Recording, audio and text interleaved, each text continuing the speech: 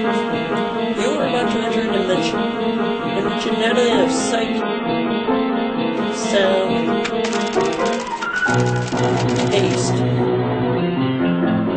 or even mind. A journey into a wondrous land whose boundaries are that of imagination. There's a signpost up ahead. Next stop, Jake Stevenson.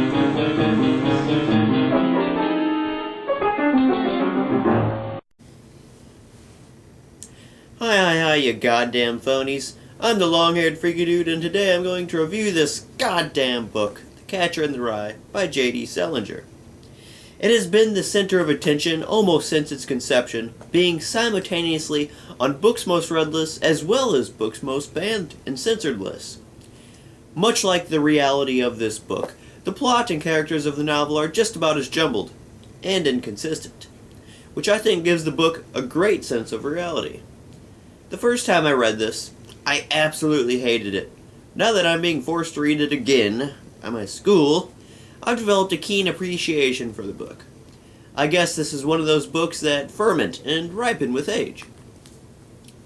From this point, there may be a few ever so minimal spoilers which might just ruin your reading experience. Don't see how that's possible with this book, but you never know.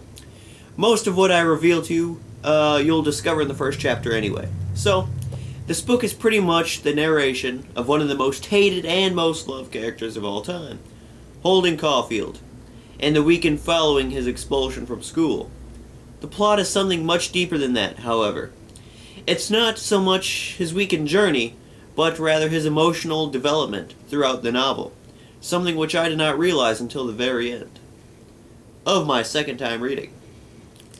If you do not take this into consideration when approaching what I deemed a terrible conclusion to a somewhat okay book, then the ending will appear to be even worse. You'll feel like it just ended, like there was no conclusion. But then again, I felt that there wasn't really a plot either, despite what I said, so naturally I didn't think there'd be a conclusion. The narration of Holden Caulfield was atrocious. He gets off topic easily, even mid-sentence within his multi-page paragraphs. He's depressing. He swears every other word, which wouldn't have been a problem had it not been so repetitive. And he repeats these certain phrases over and over again until you just want to rip your hair out when you hear them. Some examples are phony, and all, and he really did. There were many more, but those were just three that just irked the crap out of me. All in all, I read like a teenager wrote it, which might seem terrible at first, but if you consider that this was supposed to be written from the point of view of a teenager, then it all of a sudden seems so brilliantly crafted. This wasn't supposed to be some old guy recollecting on his younger years. No. This was supposed to be a young guy talking about something that just happened. And that makes this book seem all the more amazing. So, what kept me reading, you might ask? It certainly wasn't plot or suspense, nor was it narration.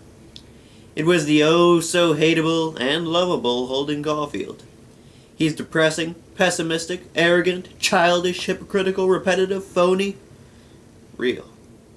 Holden Caulfield is very real. Not necessarily relatable, but you feel like he's an actual person, not just some character in a book.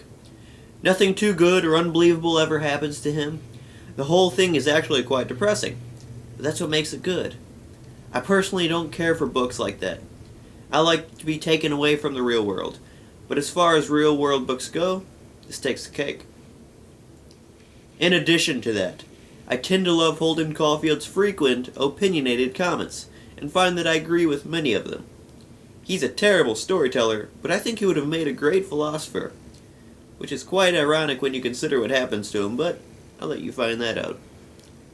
So, all in all, I don't see what the big hype about this book is. I honestly don't see why teachers include it in their lesson plans. I mean, there are much greater works out there to be read, but whatever.